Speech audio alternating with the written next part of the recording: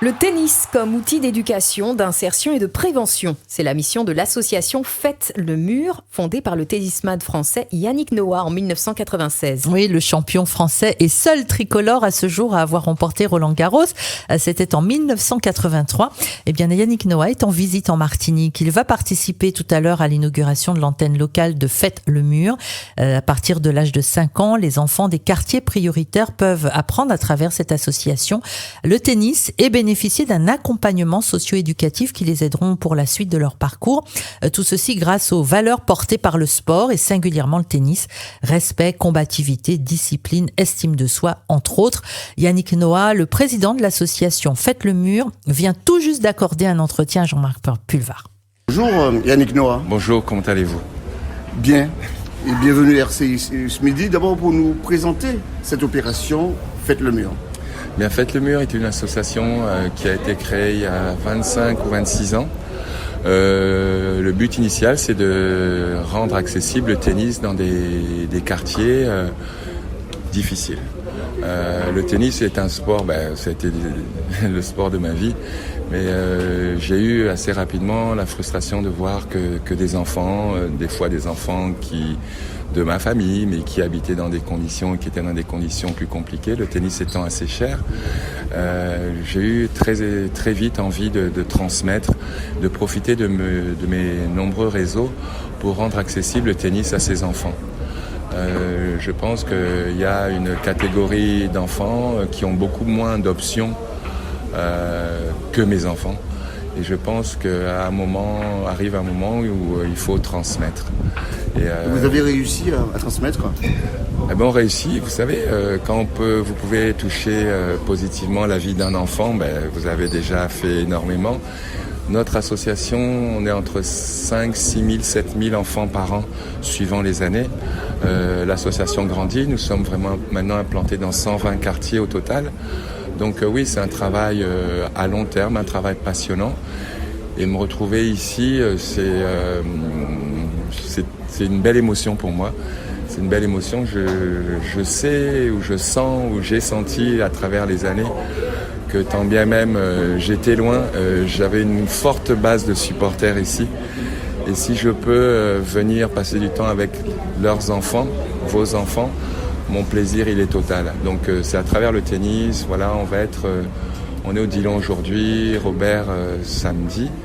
Et voilà, l'occasion de partager avec les enfants, leur donner la possibilité, leur faire savoir qu'ils ont accès aux cours, qu'ils ont la possibilité d'être encadrés, qu'ils ont la possibilité d'avoir du matériel. Et à travers le sport, on peut faire passer des vraies valeurs. Et par-dessus tout, pouvoir encadrer ces enfants. Vous avez réussi à rendre cette discipline populaire, on va dire, dans les quartiers populaires. Ça vient, c'est un travail de très longue haleine. Comme je vous disais, ça fait plus de 25 ans et c'est pas fini. J'aimerais que ce soit encore plus loin. Mais bon, il faut être tenace. Je suis passionné, j'ai des équipes très passionnées, des gens très dynamiques. Ils sont nombreux dans les quartiers populaires à vouloir participer à cette activité. Suivant les quartiers, suivant la taille des quartiers, nous avons des endroits où on a une quarantaine d'enfants, garçons et filles, d'autres où ils sont jusqu'à 200. Donc ça dépend des quartiers, ça dépend de la taille du quartier, ça dépend. Certains quartiers, nous avons un cours, d'autres on a 2 cours, d'autres fois 3 cours.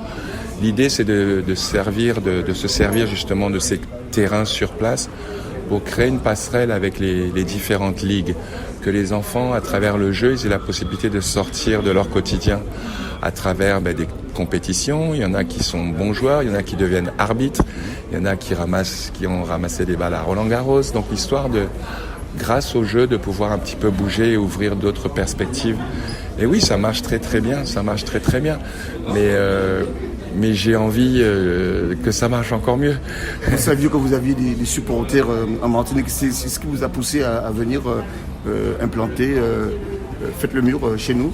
2 sites, Fort-de-France et le Robert. Disons que je sais depuis toujours que j'ai des supporters.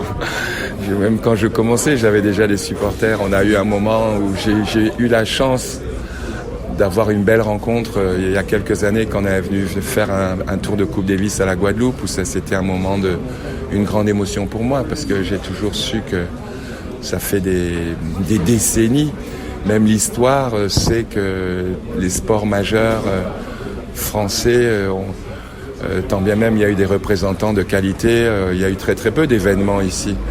Donc ouais, j'ai pu mesurer cette frustration, mais aussi ce bonheur de rencontrer les gens ici.